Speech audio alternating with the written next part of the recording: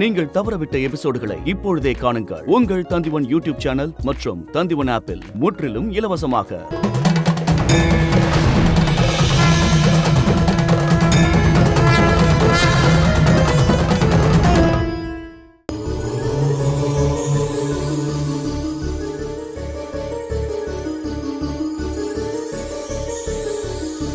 இந்த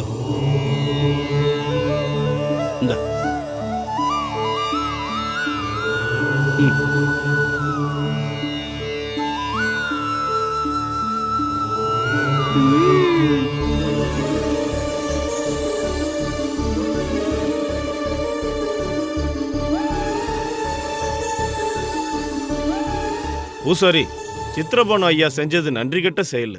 ஒரு வார்த்தை கூட சொல்லாம இங்கிருந்து போயிட்டாரு. சுயநினைவு வந்ததும் அவருக்கு பழசெல்லாம் ஞாபகம் இருந்திருக்காது. ஒருவேளை இங்கிருந்து போனதுக்கு அப்புறம் கூட இருந்தவங்க சொல்லும் பொழுது அவருக்கு புரியும். மகாதேவனுடைய சக்தியை முழுசா புரிஞ்சுக்கிட்டாருன்னா அதுக்கான காரணம் இந்த பொண்ணுதான்னு அவருக்கு தெரிஞ்சதுன்னா அவரு கண்டிப்பா இங்க திரும்ப வருவார். பாருங்க, எத்தனையோ குழந்தைகள் இந்த கோயிலுக்கு வந்திருக்காங்க, சாமி கும்பிட்டு திரும்ப போயிருக்காங்க. ஆனா அவங்க யார்கிட்டயும் இப்படி ஒரு செயலை கடவுள் ஒப்படைக்கல. அத நினைச்சு நீங்க சந்தோஷப்படலாம். இன்னொரு விஷயம், சித்திரபானு ஐயாவுக்கு மருந்துன்னு சொல்லி நீங்க அவருக்கு கொடுத்தது என்ன? அது மருந்துதான் பூசாரி. எங்கிருந்து கிடைச்சது இந்த மருந்து? யார் கொடுத்து விட்டாங்க? இப்படி ஒருத்தர் இங்க இருப்பாருன்னு உங்ககிட்ட யார் சொன்னா? தோணிக்காரர். ஓ, அவருதான் குட்டியம்மா கையில இத கொடுத்துட்டு, இத தேவைப்படுற ஆளு கோவில் வாசல்ல இருப்பாரு, அவருக்கு இத கொடுத்துருங்கன்னு சொன்னாரு. நீங்க என்னம்மா சொல்றீங்க? ஒண்ணுமே புரிய மாட்டேங்குது. தோணிக்காரரா? அது யாரு? பூசாரி ஐயா, இது என்ன மாயாஜாலமா இருக்கு? சித்திரபானு ஐயாவோட நோய் குணமாயிடுச்சுங்கிறது உண்மைதான். ஆனா இவங்க சொல்ற கதை. கேசவா, கொஞ்சம் எங்க வா. இவர் யாரு தெரியல. நீ இவங்க கையில மருந்து ஏதாவது கொடுத்தியா? நான் இவங்கள பார்க்கவே இல்லையே. மருந்து கொடுத்தது இந்த தோணிக்காரர் இல்ல. நீங்க என்னம்மா சொல்றீங்க? காலகாலமா இங்க ஒரு தோணிக்காரர் மட்டும்தான் இருக்காரு, வேற தோணியும் இல்ல, வேற தோணிக்காரரும் இல்ல. இல்லங்கய்யா, நாங்க இதுக்கு முன்னாடி வந்தப்பவும் எங்களை இங்க கூட்டிட்டு வந்ததும் திரும்ப கூட்டிட்டு போனதும் அவர்தான். என் பொண்ணுக்கு ஒரு சிலை கொடுத்தாரு, அத நாங்க வீட்டுக்குள்ள வச்சு சாமி கும்பிட்டோம், விளக்கேத்தி வச்சோம். அன்னைக்கு அவர் வீட்டுக்கும் வந்தாரு, அங்க வந்து சாப்பிட்டுட்டு தான் கிளம்பினாரு. அன்னைக்கு நானும் இருந்தேன் அங்க, நானும் அவரை பார்த்தேன். அதுக்கு முன்னாடி நீங்க வரும்பொழுது ஆத்த கடக்க ஏதாவது கஷ்டப்பட்டீங்களா? அன்னைக்கு எங்களை கையில காசு இல்லைன்னு சொல்லி தோணியில ஏத்தல. திரும்ப போகலான்னு நான் சொல்லியும் என் பொண்ணு அதுக்கு ஒத்துக்கல. கொஞ்ச நேரத்துக்கு அப்புறம் தான் தோணிக்காரர் வந்தாரு, அவரை எங்களை இக்கரையில கொண்டு வந்து விட்டாரு. மல்லி, நீங்க இப்ப சொன்னதெல்லாம் நடந்திருக்குதுன்னா உங்களுக்காக தோணி எடுத்துட்டு வந்தது சாட்சாத் அந்த பரமேஸ்வரன் தான். கடவுளே, என்னைக்கு நீங்க வீட்டுக்குள்ள சிலையை நிறுவனீங்க? வெள்ளிக்கிழமை. ஞாபகம் இருக்கா உங்களுக்கு? வெள்ளிக்கிழமை அன்னைக்கு பூஜை நடந்துட்டு இருக்கும் பொழுது கடவுளோட சிலையில பாலாபிஷேகம் நடந்தது. நாங்க எல்லாரும் அதிசயமா பார்த்தோம். சந்தேகமே வேண்டாம், அது இந்த குழந்தைங்க சிலையை நிறுவனப்போ நடந்ததுதான். நீங்க என்ன சொல்றீங்க ஐயா? நீங்க சிலையை நிறுவன அன்னைக்கு உங்க வீட்டுக்கு வந்ததும் உங்க கூட உட்கார்ந்து சாப்பாடு சாப்பிட்டதும் இந்த சித்திரபானு ஐயாவுக்கான மருந்தை கொடுத்து அனுப்பிச்சதும் சாட்சாத் அந்த சிவபெருமானே தான், மகாதேவனே தான்.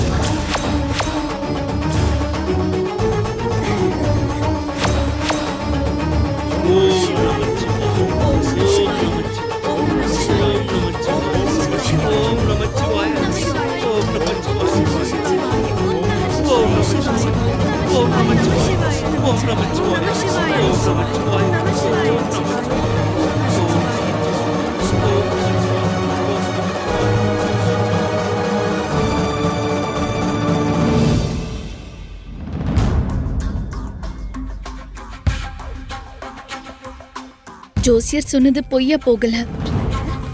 மனநலம் சரியாயிடுச்சு. ஆனா அதுக்கு காரணமா இருந்த குழந்தைகிட்ட ஒரு நன்றி கூட சொல்லாம வந்தது அவ்வளவு சரியா படல. அது தப்பான விஷயம்தான். பெரியப்பா அந்த குட்டியம்மாவோட கால்ல விழணும் சொல்றீங்களாப்பா? அப்படி பண்ணாம நாகரிகமா நன்றிய சொல்லிருக்கலாமே. அந்த குழந்தை கிட்ட எந்த வைராகியமும் காட்ட வேணான்னு தான் நான் சொன்னேன். அருள் கடவுளோடதா இருந்தாலும் அந்த குழந்தை தானே அதுக்கு காரணமா இருந்தா. உங்களுக்கு என்னாச்சு பெரியம்மா? அவளால இல்ல பெரியப்பாவுக்கு குணமானது. அப்புறம் சிவபெருமானை விட அவளுக்கு சக்தி அதிகமா இருக்கா? நீ பேசாம இரு வர்ணா. பெரியவங்க பேசுற இடத்துல உனக்கு என்ன பேச்சு?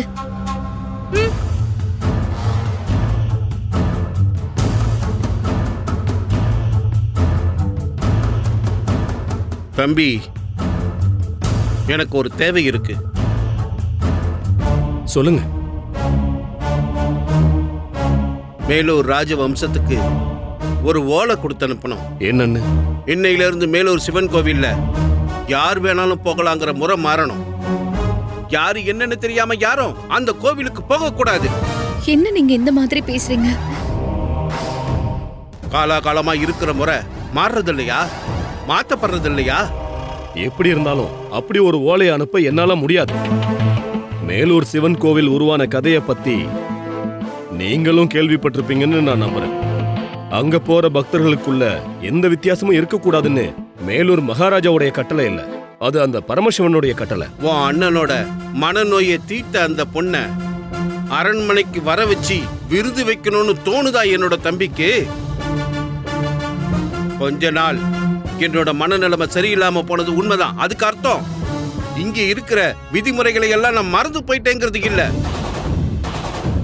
விதிமுறைகள் எங்க மீறப்படுதோ அதை சரி செய்யறதுக்கு எனக்கு தெரியும். அதுக்கு என்ன வழிங்கிறத நானே பாத்துக்கிறேன். இந்த மாதிரி நேரத்துல கூட இவரால நல்லதை யோசிக்க முடியலனா அப்புறம் எப்போங்க? அண்ணி தெரிஞ்சுக்கங்க, கடவுள் மனுஷங்க திருந்துறதுக்கு ஒரு வாய்ப்பை கொடுப்பாங்க. இருந்தும் திருந்தலன்னா அப்புறம் அவங்க முடிவு தண்டனையா தான் இருக்கும். அதுக்கு ஆளாக வேண்டாம்னு அண்ணனுக்கு கொஞ்சம் சொல்லி புரிய வைங்க. நான் முயற்சி பண்றேன். எனக்கு அந்த குழந்தை மேலயோ அவங்க அம்மா மேலயோ எந்த கோவமும் இல்ல. அது வரைக்கும் சந்தோஷம்.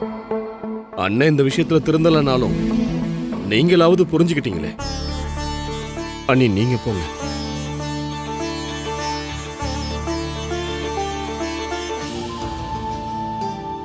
பெரிய பெரிய துயரங்கள் வரும்போது அதுல இருந்து கத்துப்பாங்கன்னு தானே சன்னியாசினி அம்மா சொல்லுவீங்க. சிவபெருமானுக்கு முன்னாடி வச்சு மருந்து கொடுத்தது குட்டியம்மா தானே. குட்டியம்மா கிட்ட கொஞ்சமாவது நல்லபடியா நடந்திருக்கலாம்ல சித்திரபானு ஐயா. மரியாதையை எதிர்பார்க்க வேண்டியது யாருக்கிட்டன்னு தெரியுமா? அது மனசாட்சி இருக்கிறவங்க கிட்டதான். சித்திரபானு ஐயாவுக்கு அப்படி எதுவும் கிடையாது இல்லையா? அப்படியா இருந்தா கடவுள் எதுக்கு எங்க கையால மருந்த கொடுத்து விட்டாரு? சித்திரபானு ஐயாவும் கூட இருந்தவங்களும் குட்டிமா பண்ண விஷயத்த முதல்ல யாரும் ஏத்துக்கல. ஆனா கோவில் வாசல்ல இருந்த மத்த எல்லா பக்தர்களும் என்ன சொன்னாங்க? அவங்களாம் ரொம்ப பெருமையா பேசினாங்க. சன்னியாசினி அம்மா சிவபெருமான நேர்ல பார்த்ததுக்கு அப்புறம் எல்லாரும் நிறைய விஷயம் சொல்ல ஆரம்பிச்சாங்க. அப்படின்னா கடவுளோட நோக்கம் தெரிஞ்சிருச்சுல. இனி எப்போ வேணாலும் நம்ம குட்டிமா மேலூர் கோயிலுக்கு போகலாம், கடவுளை கும்பிட. குட்டிமா ஒரு அதிசய குழந்தையா மாறிட்டால. ஆமா, ஆனா சன்னியாசினி அம்மா கிட்ட நான் ஒரு விஷயம் கேட்கட்டுமா? கேளுங்க. அந்த தோணிக்காரன் சிவபெருமானன்னு எங்களுக்கு புரிஞ்சிருச்சு. ஆனா எல்லாமே தெரிஞ்சிருக்கிற சன்னியாசினி அம்மாக்கு ஏன் தோணிக்காரனை பார்த்ததும் முன்னாடியே புரியாம போச்சு? அந்த சந்தேகம் எனக்கும் இருக்கு சன்னியாசினி அம்மா. அன்னைக்கு கூட உட்காந்து சாப்பிட்டப்போ அது சிவபெருமான்னு உங்களுக்கு தெரிஞ்சிருந்தா நம்ம கடவுளோட கால்ல விழுந்து ஆசீர்வாதம் வாங்கியிருக்கலாமே. சொல்லுங்க, ஏன் உங்களுக்கு புரியாம போயிடுச்சு? அவரு ஒரு சாதாரண மனுஷனா தானே வந்தாரு. அதனால அவரோட கண்ணை பாக்குறதுக்கு எனக்கு தயக்கமா இருந்தது. ஐயோ, சன்னியாசினி அம்மாக்கு வெக்கம். அந்த ஒளி வீசுற முகத்துக்கு முன்னால யாராலையும் கூர்ந்து கவனிக்க முடியாது. அவ்வளவு பிரகாசமான முகம்.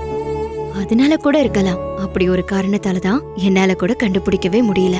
வேதா எனக்கு ஒரு விஷயம் சொன்னா, இனிமே கடவுள் தோணிக்காரரோட வேஷத்துல நம்ம முன்னாடி வர மாட்டாருன்னு. அது நிஜமா? நிஜம்தான். இனி அப்படி ஒரு தோணிக்காரனை பார்க்க முடியுமா? குட்டியம்மாவுக்காக அவரு போட்ட வேஷம் தானே அது. அந்த நோக்கம் பூர்த்தி ஆயிடுச்சுல. அதாவது அந்த அவதாரம் பூர்த்தி ஆயிடுச்சுன்னு அர்த்தம். பூர்த்தியான அவதாரங்கள் எல்லாம் கடவுளுக்குள்ளேயே திரும்ப போயிடும், கடவுளுக்குள்ளேயே ஒன்னாயிடும். ஐயோ கஷ்டமா இருக்கு. அப்படின்னா நம்மளுக்கு யாருன்னு தெரியாம இருந்திருக்கலாம். நீ கடவுளை கூட விளையாடுற ஆளு மாதிரி நினைக்கிறியா குட்டிமா? சன்னியாசினி அம்மாவ எங்களுக்கு தோழியா கிடைச்சது மாதிரி கடவுளை எங்களுக்கு ஒரு தோழனா கிடைச்சிருந்தா எவ்வளவு நல்லா இருந்திருக்கும். இந்த உலகத்துல எவ்வளவோ குழந்தைங்க இருக்காங்க. கடவுள் எல்லாருடைய தேவையும் பூர்த்தி பண்ண வேண்டாமா? எல்லாருக்கும் அருள் புரியணும்ல. திரும்பவும் நாளைக்கு உங்களுக்கு ஏதாவது பிரச்சனை வரும்போது வேற ஏதாவது ரூபத்துல கடவுள் உங்க முன்னாடி கண்டிப்பா வருவாரு. அது எனக்கு நல்லா தெரியும். தனக்கு பிடிச்ச பக்தர்களுக்கு உதவி செய்யறதுக்கு சிவபெருமான் எப்பவும் அவதாரம் எடுப்பாரு. அத நீங்க தான் நம்பணும். கடவுளே, நாங்க யாரும் இல்லாதவங்களா இருந்தோம். அப்படிப்பட்ட எங்களோட இந்த குடிசைக்கு நீங்க வந்தீங்க, எங்க கிட்ட பேசுனீங்க. இதை விட எங்களுக்கு பெருசா வேற எதுவும் வேணாம். குழந்தைங்களா, வீட்டுக்குள்ள சிலைய நிறுவி பூஜை பண்ணலான்னு கேட்டப்போ பயத்தினாலதான் நான் வேண்டான்னு சொன்னேன். ஆனா இப்ப எனக்கு எல்லாமே புரிஞ்சிருச்சு. இனிமே எந்த ஆபத்தும் நமக்கு வராது. கடவுள் எப்பவுமே நமக்கு துணை இருப்பாரு. ஓ, இப்பயாவது மல்லியம்மா மனசுல இருந்த பயம் போயிடுச்சுல, நிம்மதியா இருக்கு. திரும்பவும் சித்திரபானு ஐயாக்கு கோபம் வந்தாலும் வரட்டோமா, நம்ம கடவுள் கிட்ட வேண்டிக்கிட்டா போதும்ல. போதும். வேதா காலையிலே இங்க வந்துட்டேல்லம்மா. அப்பா உனக்காக காத்துக்கிட்டு இருப்பாருல்ல. நடந்ததெல்லாம் அப்பா கிட்ட போய் சொல்றதுக்கு எனக்கு ஆசையா இருக்கு. குட்டிமா, நான் போயிட்டு வரேன். என்ன இந்த விளக்கு எப்ப அணைக்கணும்? அணைக்க கூடாது. என்ன தீந்ததும் தானா அணைஞ்சிரும். வேதா, நீ எனக்கு சிவபெருமானோட பாட்டு எனக்கு சொல்லி தரியா? அதுக்கு என்ன, கத்து தரேன். கத்துக்கிட்டதுக்கு அப்புறம் சிவபெருமான் பக்கத்திலே உட்காந்து நான் அந்த பாட்டை பாடுவேன்.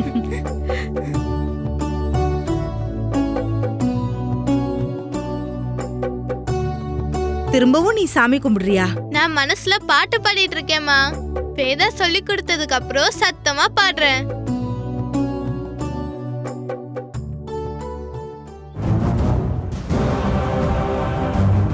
சித்திரபானோயா இங்க வந்துகிட்டு இருக்காரு. இன்னைக்கு நாட்டிய ஆட வராரா இல்ல ஆட வைக்க வராரான்னு தெரியலையே. நாம கடவுளை வேண்டிப்போம்.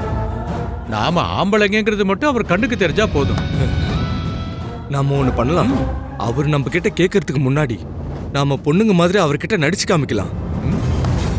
நல்ல யோசனை.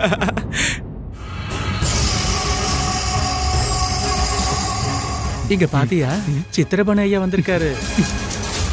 ஐயோ, சித்திரபாண ஐயா பக்கத்துல வந்து நிற்கும் போது என் உடம்பெல்லாம் ஒரு மாதிரியா இருக்கு. எனக்கு வெக்கம் வந்து அவர் முகத்தை பார்க்கவே சங்கடமா இருக்கு. எனக்கும் தான். ஓ, எவ்வளோ அழகா இருக்காரு. இவ்வளோ அழகான ஒரு ஆண்மகனை இதுக்கு முன்னாடி நான் பார்த்ததே இல்லை. பாத்தியா, சித்திரபாண ஐயா நம்மளை குறுகுறுன்னு பாக்குறாரு. இவரை பார்த்தா மயங்காத பொண்ணு மயங்கிடுவா. என்னையா?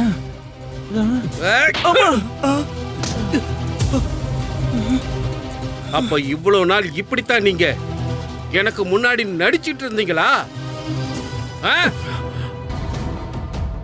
ஐயா, ஐயா, நீங்க குணமாயிட்டீங்களா?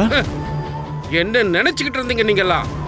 இந்த ஆயுசு முடிகிற வரைக்கும் சித்திரபானுவோட மனநிலைமை சரியாகாதுன்னா அந்த மாதிரி ஒரு தண்டனையை எனக்கு கொடுக்க அந்த கடவுள்கள் கூட பயப்படுவாங்க. எங்களை மன்னிச்சிருங்க ஐயா, நாங்க தெரியாம. தெரியாம இல்ல.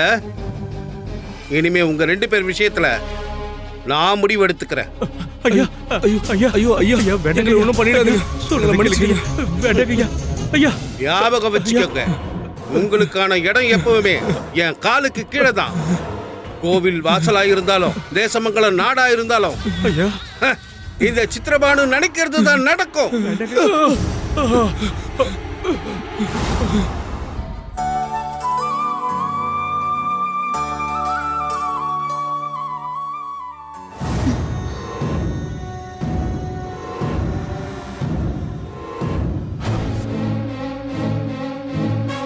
என்னங்க ஐயா? பிரியம்பதா, கோவிலுக்கா போயிட்டு இருக்க? இல்ல, வேற விஷயத்துக்காக. கொஞ்ச நாள் நான் ஒரு மாய உலகத்துல இருந்தேன், கேள்விப்பட்டிருப்பியே. நீங்க குருகுலத்துக்கும் வந்திருந்தீங்க. ஓ, நானா வந்தனா இல்ல பிரியம்பதா என்ன அழைச்சியா? மனநிலை பாதிக்கப்பட்ட ஒருத்தர் என்னெல்லாம் பண்ணுவாரோ அதெல்லாம் பண்ணீங்க. அதெல்லாம் மறந்துடு.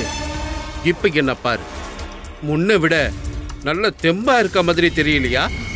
உன்னோட அழகான இந்த உருவம் என்னோட ஆழ் மனசுல அழிக்க முடியாத அளவுக்கு குடிக்கொண்டு இருக்குன்னா பிரியம்பதாவுக்கு அதோட அர்த்தம் சரியா புரியலையா என்ன?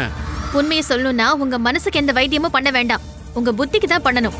பிரியம்பதா, மனநோயா இருந்தாலும் சரி, மரணமாய் இருந்தாலும் சரி, சித்திரபானு பக்கத்துல வர கொஞ்சம் பயப்படும். எதனால தெரியுமா? அதுதான் இந்த சித்திரபானுவோட சக்தி. ஆமாமா, இவ்வளவு திறமையான உங்களை குணப்படுத்துறதுக்கு அந்த குட்டியம்மா தான் தேவைப்பட்டா. இவ்வளவு தூரம் கஷ்டப்பட்டதுக்கு அப்புறமும் உங்களுக்கு நல்ல புத்தி வரலையா? இப்பவும் எதுக்கு அந்த குழந்தைகிட்டயும் அவங்க அம்மா கிட்டயும் அந்த ஆளுங்க கிட்டயும் இப்படி வெறுப்ப காமிக்கிறீங்க? அவங்களையும் மனுஷங்களா நீங்க ஏத்துக்கலாம்ல? ஏத்துக்கிட்டு அவங்க தோல்ல கை போட்டுக்கிட்டு அவங்களோட நானும் சேர்ந்து சுத்தணுமா? இங்க எல்லா வீட்லயும் அவங்க போய் வர அனுமதி கொடுக்கணுமா? கோவில் வாசல்களை அவங்களுக்காக திறக்கணுமா? தேவைப்படும். இப்ப இல்லனாலும் கொஞ்ச நாள்ல கருத்து போட்டுருவேன். அந்த கூட்டத்துக்காக பறிஞ்சு பேசுறவங்கள என் கண்ணு முன்னாடி நான் பார்க்கவே கூடாது.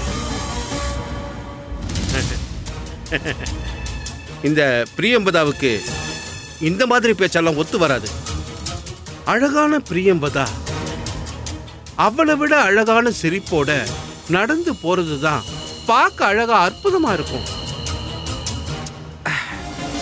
உன் கைகளும் கால்களும் நாட்டியத்துக்கான முத்திரைகளை காட்ட ஆரம்பிக்கும் போது என்னையும் அறியாம என் மனசுக்குள்ள ஒரு உணர்வு தோணும். அதுதான் பிரியம்பதா. நான் ஏற்கனவே சொல்லியிருக்கேன், பிரியம்பதாவை ஆராதிக்கிற ஒருத்தனா தான் இருக்கணும்னு நான் ஆசைப்படுறேன். ஒரு விஷயத்தை நீங்க நிரூபிச்சிட்டீங்க. அந்த கடவுளே நினைச்சா கூட சித்திரபானு ஐயாவை திருத்தவே முடியாது. பிரியம்பதா என்ன வேணாலும் சொல்லலாம். அது இந்த நாட்டுல பிரியம்பதா ஒருத்திக்கு மட்டும் நான் கொடுக்கிற சுதந்திரம். என்னைக்காவது ஒரு நாள் இந்த பக்தனுடைய வேண்டுதலை கேட்டுத்தான் ஆகணும். இன்னும் கொஞ்ச நேரம் உங்க முன்னாடி நின்னா நான் என்ன பேசுவேன்னு எனக்கே தெரியாது. ஆராதிக்க வந்திருக்காரு. முதல்ல ஒரு மனுஷனா இருக்கிறதுக்கு முயற்சி பண்ணுங்க.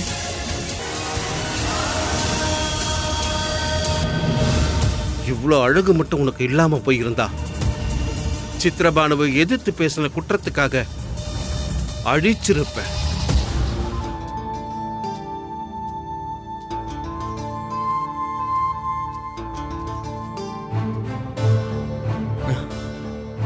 என்ன பிரியம்பதா இங்க நிக்கிற? இங்க பக்கத்துல ஒரு வீட்டுக்கு போயிட்டு திரும்ப வந்துகிட்டு இருந்தேன். தூரத்திலேயே நீங்க வரத நான் பார்த்தேன். சேலை அம்மாவுக்கு கொடுத்துட்டீங்களா? கொடுத்துட்டேன். அப்புறம் இது வரைக்கும் வாழ்ந்ததுல ரொம்ப அழகான நிமிஷத்தை நான் பார்த்தேன். அம்மா அழுதாங்களா?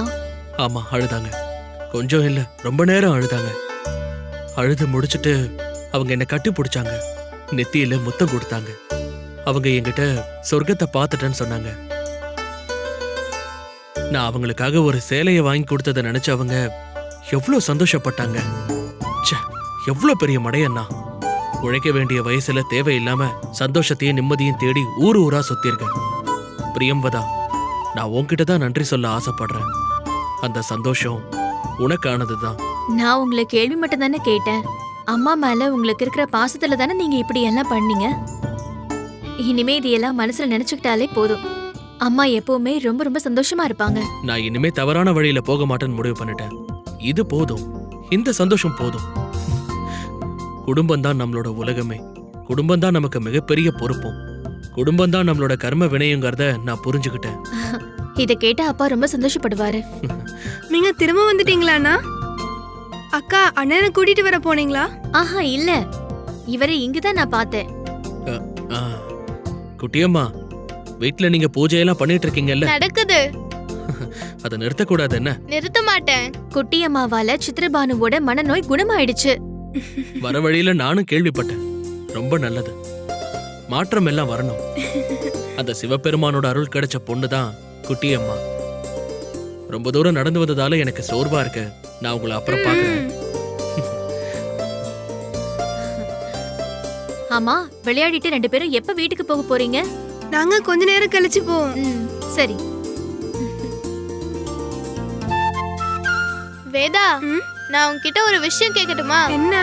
இந்த அண்ணனும் அக்காவும் கல்யாணம் பண்ணிப்பாங்களா? அவங்க 2 பேரையும் ஒன்னா பார்க்க நல்லா இருக்குல்ல, அதனாலதான் கேட்டேன். எனக்கு தெரியாது குட்டிமா. எப்போ அது அக்கா கிட்ட கேட்டு பாப்போம். ஆனா திட்டுவாங்களோன்னு பயமா இருக்கு. அக்கா உன்னை திட்டவே மாட்டாங்க. அப்படின்னா கேட்டு பாக்குறேன்.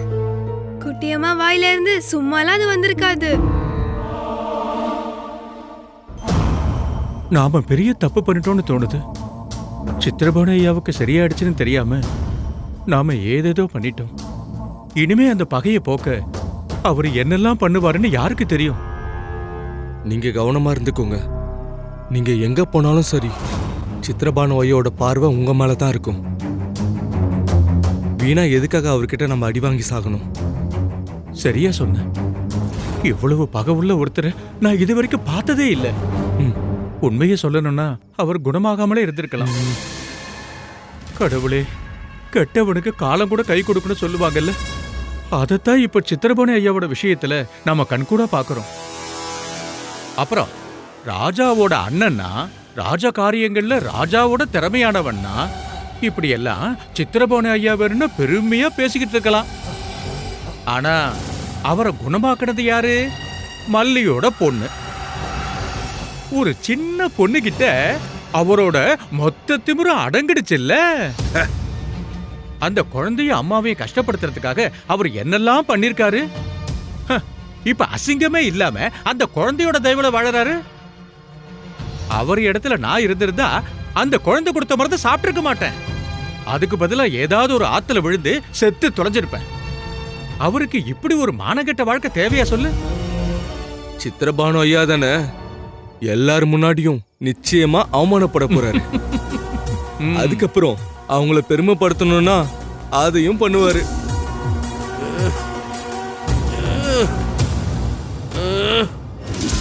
இப்போ அந்த மல்லியோட குழந்தைகிட்ட ஏதோ சக்தி இருக்குன்னு தெரிஞ்சுக்கிட்டு சித்திரபாணு ஐயா அந்த குழந்தை கையை பிடிச்சு நடந்தாலும் ஆச்சரியப்படுறதுக்கு இல்ல. சக்தி உள்ளவங்களை தானே இவங்களுக்கு எல்லாம் பிடிக்கும்.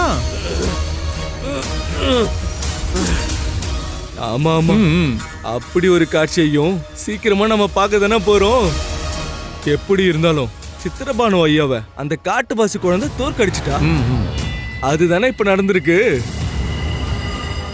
இதெல்லாம் தேசமங்கலத்தம்மாவோட லீலா. தேவி அம்மா இதெல்லாம் பார்த்துட்டு சும்மா இருப்பாளா?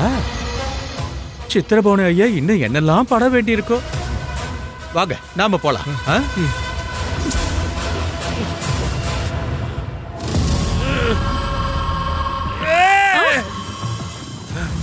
என்னாச்சு? என்னங்க என்ன ஆச்சுங்க உங்களுக்கு? சொல்லுங்க, உங்களுக்கு என்னதான் ஆச்சு? நான் என்னோட வாழ்க்கையை முடிச்சுக்கலாம்னு நினைக்கிறேன். ஐயோ, என்ன சொல்றீங்க நீங்க? வாழ்க்கையை முடிச்சுக்க போறீங்களா? இப்படி யோசிக்கிற அளவுக்கு அப்படி என்னங்க நடந்துச்சு? தேசமங்கலத்து ஜனங்க முன்னாடி இவ்வளோ அசிங்கப்பட்டு வாழறதுக்கு என்னால முடியாது. என்ன பாக்குறவங்க மனசுல எல்லாம் சித்திரபாணு ஐயா ஒரு காட்டுவாசி பொண்ணுகிட்ட தோத்து போயிட்டாருன்னு தோணும்ல. நீங்க எதுக்காக இப்படி எல்லாம் யோசிக்கிறீங்க? வேற எப்படி யோசிக்க? ஒருவேளை நீயும் அப்படித்தான் நினைக்கிறியா? அது நீ என் மனைவி. தேசமங்கலத்து அரண்மனைக்கு நாம எதுக்காக திரும்பி வந்தோங்கிறது உனக்கு நல்லாவே தெரியும்.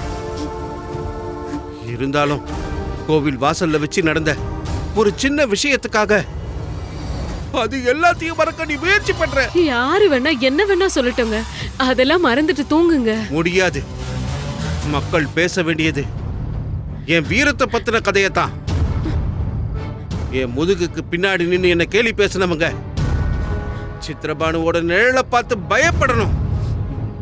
அதிகாரத்தை ருசிக்க முடியாத ஒரு வாழ்க்கை எனக்கு தேவையில்லை. ஒண்ணு என்னோட இந்த நிலைமைக்கு காரணமான அந்த மல்லியையும் அந்த பொண்ணையும் அழிக்கணும். இல்லைன்னா என்னோட வாழ்க்கைய நானே முடிச்சுக்கணும். அது என்ன தடுக்கிறதுக்கான வார்த்தைகள் உன் வாயிலிருந்து வரவே கூடாது. அப்படி வந்தா என்னோட எதிரிகள்ல நீயும் உறுத்தி ஆயிடுவ. அப்படித்தான் என்னால உன்னை பார்க்க முடியும். சடங்கு சம்பிரதாயங்கள் எல்லாம் ராஜாக்களுக்காக படைக்கப்பட்டது. ஆள பிறந்தவன் தான் வாழணும். வேற ஒருத்தனோட சத்தமும் கேட்க கூடாது. அப்படி பேசினா அவன் நாக்க வெட்டணும். நீ வேணா பாரு, இந்த தேசமங்கலத்தோட சரித்திரத்தை நான் மாத்தி எழுத போறேன். இதுக்கு இடையில இந்த மல்லியும் அவ பொண்ணும் என் காலுக்கு கீழே இருக்கிற வெறும் புல்லுக்கு சமம். திரும்பவும் ஒரு வாய்ப்பு கிடைச்சா மல்லியும் அந்த பொண்ணும் உயிரோடவே இருக்க மாட்டாங்க.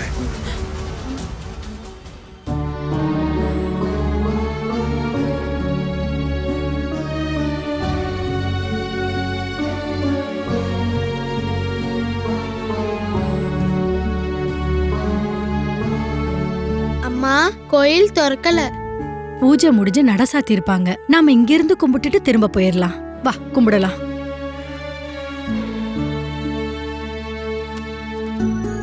உன்னோட இந்த மாலைய கடவுள் ஏத்துப்பாரு. நமக்கு வேலை இருக்குல்லம்மா. ஓம் நம சிவாய, ஓம் நம சிவாய, ஓம் நம சிவாய, ஓம் நம சிவாய. அம்மா, அத பாருங்க. இந்த மாலைய அந்த சிலைக்கு போடலாம்ல, அதுல தப்பில்லையே. அது எனக்கு தெரியாதேம்மா. யாருக்கிட்டயாவது கேட்கலான்னு பார்த்தா இங்க யாருமே இல்லையேம்மா. எந்த பிரச்சனையும் இல்ல. நான் போடுற மாலைய கடவுள் ஏத்துப்பாரு. இங்க பாரு.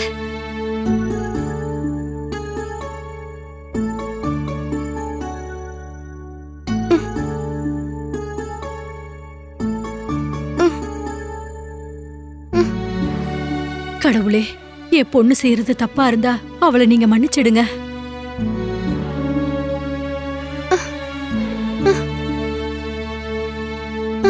கடவுளே, நானும் அம்மா எவ்வளவு தூரத்துல இருந்து வரோம். கோயில் திறக்கலையே, அதனால தானே. என் மாலையை ஏத்துக்க மாட்டீங்களா? என் வேண்டுதலை கேட்க மாட்டீங்களா?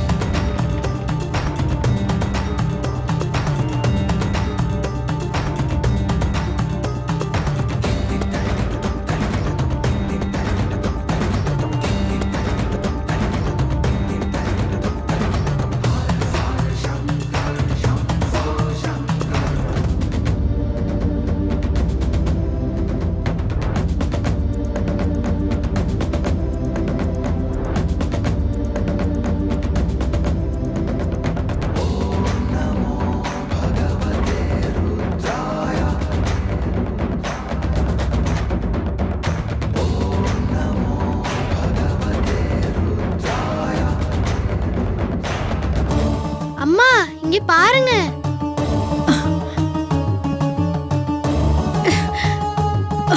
ஐயோ, நான் கடவுள் கிட்ட வேண்டிக்கிட்டதும் நான் மாலை போடுறதுக்காக கடவுள் தானா கீழே வந்துட்டாரு. கடவுளே, கடவுள் இப்ப அதை ஏத்துக்கிட்டாரா?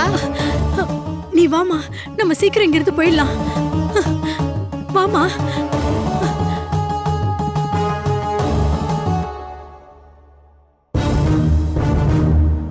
சிவலிங்கம் சரிஞ்சிருக்கு.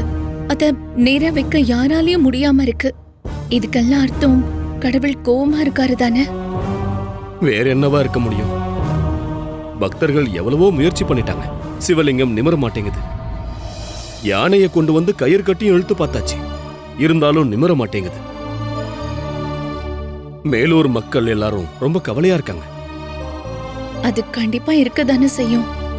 நம்மளுக்கு இந்த தேசமங்கலத்து அம்மா மாதிரி தானே அவங்களுக்கு மேலூர் கோவில்ல இருக்கிற சிவபெருமானும். என்னோட பயம் என்னன்னு தெரியுமா மீனாட்சி? இது வரைக்கும் எந்த கெட்டதும் நடக்காம இருந்த மேலூர் கோவில்ல நேத்தி அது நடந்திருக்கு. அதுக்கு காரணமானவரே என்னோட அண்ணன் தான். நிஜம்தான். அவருக்கு இதெல்லாம் புரியறதுக்கு வாய்ப்பே இல்ல. எப்படி இருந்தாலும் மேலூர் கோவில்ல இருக்கிறவங்க பரிகாரத்துக்கு முயற்சிப்பாங்கல்ல. அப்போ என்ன பண்ணணும்னு நீங்க யோசிச்சு பண்ணுங்க. மேலூர் கோவில்ல நடக்கிற பிரச்சனைக்கு காரணம் அண்ணன் தான் அவங்க சொல்லிட்டாங்கன்னா பரிகாரம் பண்றதுக்கு நான் அண்ணனை கட்டாயப்படுத்தி ஆகணும். அந்த கட்டாயத்தை அண்ணன் ஒருவேளை ஏத்துக்கலன்னா அதுக்கப்புறம் அண்ணன் இந்த அரண்மனையில வாழ்றதுக்கு நான் கண்டிப்பா அனுமதி கொடுக்க முடியாது. அப்படி எந்த முடிவையும் எடுத்துறாதீங்க. அப்புறம் நான் என்ன பண்ண முடியும் மீனாட்சி? குழந்தையா இருந்தா சொல்லி புரிய வைக்கலாம். தெய்வம் சொல்றது கூட கேட்க மாட்டேன்னு அடம்பிடிக்கிறவரை நான் வேற என்ன பண்ண முடியும்? அண்ணா அப்படி சும்மா இங்கிருந்து போயிடுவாருன்னு எனக்கு தோணல. அண்ணனோட மனசுல என்னெல்லாமோ நோக்கம் இருக்கு. கேள்விப்பட்டதை சொல்ல பயமாவும் இருக்கு. சொல்லு. அதிகாரத்து மேலதானே அவருக்கு ஆசை எல்லாம். அது ராஜ பதவி மேலயும் இருக்குன்னு எனக்கு தோணுது. தோன்றது பொய்யில்ல, நிஜம்தான். எனக்கு அது புரியாமலும் இல்ல. ஆனா இப்போதைக்கு நாம அதை பெருசா எடுத்துக்க வேண்டாம். என்னோட அண்ணன் அவருக்கு தெரிஞ்ச மாதிரியே யோசிக்கட்டும். அதுக்கேத்த மாதிரிலாம் நடந்துக்க என்னால முடியாது. இனிமே இப்போ மேலூர் பிரச்சனை தீர்ந்துருச்சுன்னு கேள்விப்படாம என்னால நிம்மதியா இருக்க முடியாது. கடவுளே பரமேஸ்வரா, நீங்க தான் காப்பாத்தணும்.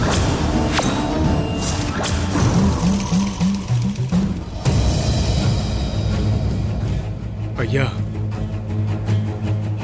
நீங்களும் உங்க குடும்பமும் காலகாலமா மேலூர்ல தானே வாழ்ந்துகிட்டு இருக்கீங்க? ஆமாங்க ஐயா. தினமும் கோவிலுக்கு போவீங்கல்ல? போவோம். அப்படின்னா கோவில்ல நடக்கிற விசேஷங்களுக்கு உங்களுடைய ஒப்புதலையும் கேட்பாங்கல்ல, அப்படிதானே? ஆமாங்க ஐயா. எப்பவும் முடிவெடுக்கிறதுக்கு நானும் கூட இருப்பேன். கடவுளுடைய சிலை திடீர்னு ஒரு நாள் சரிஞ்சிடுச்சு. அதனால நாட்டுக்கு நல்லது நடக்குமா இல்ல ஆபத்து வருமா? சந்தேகமே இல்ல, ஏதோ ஆபத்து வரப்போகுது. அதுக்கான அறிகுறி தான். அந்த ஆபத்து என்னன்னு நான் சொல்லட்டுமா? சடங்கு சம்பிரதாயங்களை பின்பற்றாம யார் வேணாலும் கோவிலுக்குள்ள வரலாம் போலான்னு சில விதிமுறைகளை நீங்க மீறினதால தான். மேலூர் சிவன் கோவிலை பத்தி 1000 கதைகள் நீங்க சொல்லலாம். ஆனா எங்க தேசமங்கலத்துல இருக்கிறவங்களுக்கு அது சாதாரண இடம்தான். அப்படின்னா கோவில்ல கட்டுப்பாடு இல்ல. இல்லங்க ஐயா, அப்படிலாம் சொல்லாதீங்க. அந்த குழந்தை அதிசயத்தை நடத்தினானு தானே? கடவுளுடைய சக்தியை விட அந்த குழந்தைக்கு சக்தி அதிகமா இருக்குன்னு நீங்க நம்புறீங்களா? இல்ல. அப்படின்னா புரிஞ்சுக்கோங்க, கோவில் அப்படி நடந்ததுனால ஏற்பட போற ஆபத்தை கடவுள் இப்படி உணர்த்தி இருக்காரு. இதுக்கு உடனே பரிகாரம் பண்ணலன்னா மேலூருங்கிற நாடே இல்லாம போயிடும். புரிஞ்சுதா? நீங்க எதுக்காக என்ன வர சொன்னீங்கன்னு இன்னும் சொல்லல. உங்க ஒரே தங்கச்சியோட கல்யாணம் நடக்க போகுது. அதுக்கான பொருளை தயார் பண்றதுக்காக நீங்க ஊர் ஊரா சுத்திக்கிட்டு இருக்கீங்க. ஆமாங்க ஐயா. உங்க தங்கச்சி கல்யாணத்துக்கு தேவைப்படுற நகைகளும் பணமும் நான் கொடுக்கறேன். ஐயா, மேலூர் கோவில் மேலையும் அந்த கோவில் அதிகாரி மேலையும் நான் வச்சிருக்க அன்புக்காக தரேன். என்ன உங்களுக்கு சந்தோஷம் தானே? இன்னைக்கே அதெல்லாம் உங்க கைக்கு வந்து சேரும். அதுக்கு நான் பொறுப்பு. ஐயா, நீங்க இவ்வளவு நல்லவருன்னு நான் நினைக்கவே இல்லை. என்னால முடிஞ்சத நான் பண்றேன்ல, உங்களால முடிஞ்சதையும் நீங்களும் பண்ணுவீங்களா? எனக்கு புரியலங்க ஐயா. வழிமுறைகளை பின்பற்றாம இருந்ததும் ஏதோ ஒரு பொண்ணுக்கு சிவபெருமானை விட அதிக முக்கியத்துவம் கொடுத்ததுதான் கோவிலுக்கு நடந்த கேடுகளுக்கான காரணங்கிறத நீங்க எல்லாருக்கும் புரிய வைங்க. அப்புறம் அதோட சேர்த்து மேலூர் கோவில்ல எப்பாவது நடந்த 1-2 ஆபத்துகளை சுட்டி காட்டினீங்கன்னா எல்லா பிரச்சனைகளும் முடிஞ்சது. அது துரோகம் தானங்க ஐயா? இல்ல, நீங்க வாழறதுக்கான வழி. உங்க தங்கச்சி கல்யாணத்துக்கான பணம் மட்டும் இல்ல, உங்களுக்கு எப்போ எது தேவைனாலும் என்ன நீங்க கேட்கலாம்.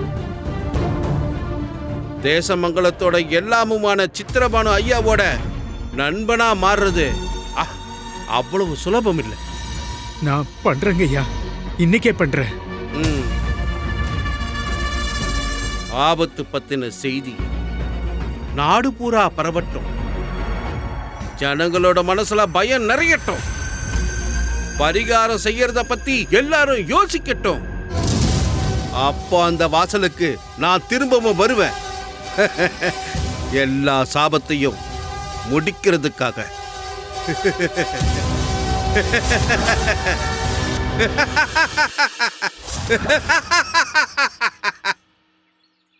சிவா சிவா, இந்த கோவில் சரித்திரத்துல முதல் தடவையா நடந்திருக்கிற சம்பவம் இது. என்ன ஆச்சுன்னு புரிஞ்சுக்கவே முடியலையே. ஐயா, ஏதோ தப்பா நடந்திருக்கு. அதுக்கான அறிகுறிகள் சில இடத்துல தெரியவும் ஆரம்பிச்சிருக்கு. என்னாச்சு? பக்கத்தூர் வயல்ல பயிர்கள்லாம் அழிஞ்சு போயிருக்கு. காத்தும் வீசல, மழையும் பெய்யல. அப்புறம் எப்படி? விஷயம் தெரியுமா? கேள்விப்பட்டீங்களா? செந்தூர் மன இடம் முழுக்க தீப்பிடிச்சிச்சு. எல்லாமே எரிஞ்சு சாம்பல் ஆயிடுச்சு. சிவா சிவா, என்னென்னமோ கேள்விப்படுறமே. பூசாரி, எந்த சந்தேகமும் வேண்டாம். கோயிலோட விஷயத்துல தப்பு நடந்திருக்கு. பரிகாரம் சொல்றதுக்கு ஒருத்தரை கண்டுபிடிச்சுதான் ஆகணும். கண்டுபிடிக்கணும். சீக்கிரமே இதெல்லாம் நடக்கிறதுக்கான காரணம் என்னன்னு கண்டுபிடிக்கணும். நம்ம நாட்டுல இப்படி ஒரு விஷயம் நடந்து தெரிஞ்சு தேசமங்கலத்து ஐயாவும் நிம்மதி இல்லாம இருக்காருன்னு கேள்விப்பட்டேன். கோவிலுக்கு தேவையான எல்லா உதவிகளையும் பண்ண சித்திரபானு ஐயாவே உதவுறன்னு ஒத்துக்கிட்டாரு. அப்படியா? அப்படின்னா நல்லதா போச்சு. கோவிலோட நல்லதுக்கான விஷயங்களை சீக்கிரமா முடிவு பண்ணணும்.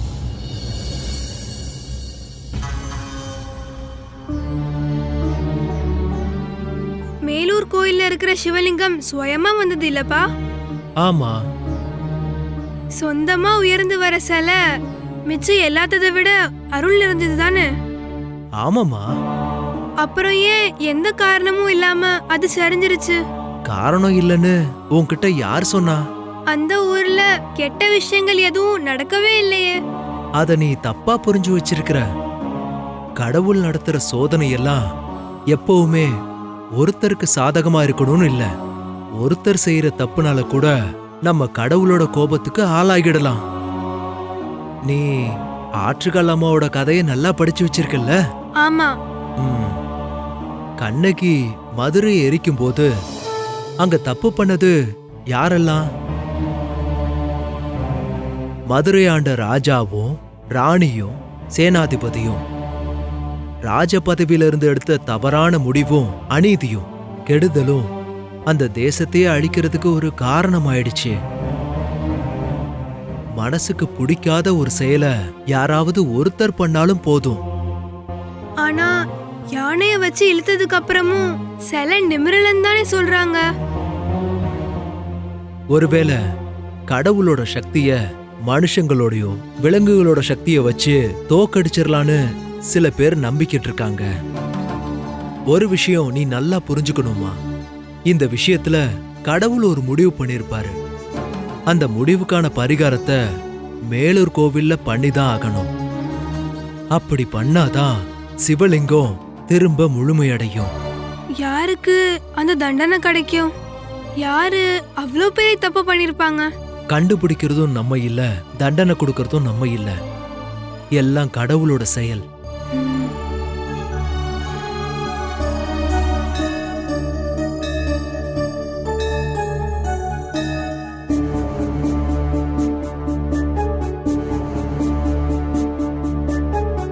ஏதாவது தப்பு நடக்க போகுதுன்னு நினைக்கிறேன். அதனாலதான் சிவலிங்கம் இப்படி சரிஞ்சிருக்குல்லப்பா. கட்டாயம் இல்ல, கடவுளுடைய சோதனையா கூட இருக்கலாம். இது இங்க மட்டும் இல்ல, நிறைய இடத்துல நிறைய விதத்துல இந்த மாதிரி சோதனைகள் நடந்திருக்கு. பக்தியில குறைபாடுதான் இதுக்கெல்லாம் முக்கியமான காரணம். மேலூர் கோயிலை பத்தி தானே பேசுறீங்க? ஆமா. ஒரு விஷயம் கேள்விப்பட்டீங்களா? ஒரு ஜோசியர் வராராம். அவரு ரொம்ப திறமையானவர்னு கேள்விப்பட்டேன். அவரை எனக்கு ரொம்ப நாளாவே நல்லா தெரியும். அதிகாரத்து மேலதான் அவருடைய ஆர்வம். அதுக்காக அவர் எவ்வளவு பெரிய உண்மையையும் மூடி மறைக்கக்கூடிய திறமைசாலி. மேலூர் தேசவாசிகளுக்கு என்னாச்சு இப்படி ஒருத்தர் தேர்ந்தெடுக்கிறதுக்கு? ஏற்பாடு பண்ணது சித்திரபானு ஐயாவா? அப்படின்னா சந்தேகமே வேணாம். அந்த திருவள்ளிவாசனுடைய வரவு யாரையோ அழிக்கத்தான். கடவுளோட இடத்துக்கு வந்து அப்படி ஒரு விஷயத்தை பண்றதுக்கு அவரால முடியுமா? செஞ்சிருக்காரு. பலருடைய கண்ணீருக்கும் காரணமாவும் இருந்திருக்காரு. கடவுள் மேல கூட அவருக்கு பயம் இல்லைன்னு தான் தோணுது. மனசு ரொம்ப கனமா இருக்கு எனக்கு. மேலூர் அதிகாரிங்க யார்கிட்டயாவது இந்த விஷயத்த சொல்லணுமா? வேணும்னா நான் அங்க போய் பார்க்கறேன், எனக்கு எந்த பிரச்சனையும் இல்லை. வேண்டாம். முடிவெடுத்தது சித்திரபானு ஐயாவா இருந்தா அதை தடுக்கிறது யாருன்னு அவர் கண்டுபிடிப்பாரு. உங்க மேல அவருக்கு ஏற்கனவே நிறைய கோபம் இருக்கு. அதை நீங்க அதிகப்படுத்த வேண்டாம். சிவலிங்கத்தை சரியா வைக்கிறதுக்கான வழியை கண்டுபிடிக்கணும். அதுக்கு மேல அவரால என்ன பண்ண முடியும்? பரிகாரமா என்ன வேணாலும் சொல்லலாம். நரபலி கூட அவர் கொடுத்திருக்காருன்னு நான் கேள்விப்பட்டிருக்கேன். கடவுளே, யாருக்கும் எந்த ஆபத்தும் வரக்கூடாது. உங்க கோவில் வாசல்ல எப்பவும் நல்லதே நடக்கணும். ஈஸ்வரா.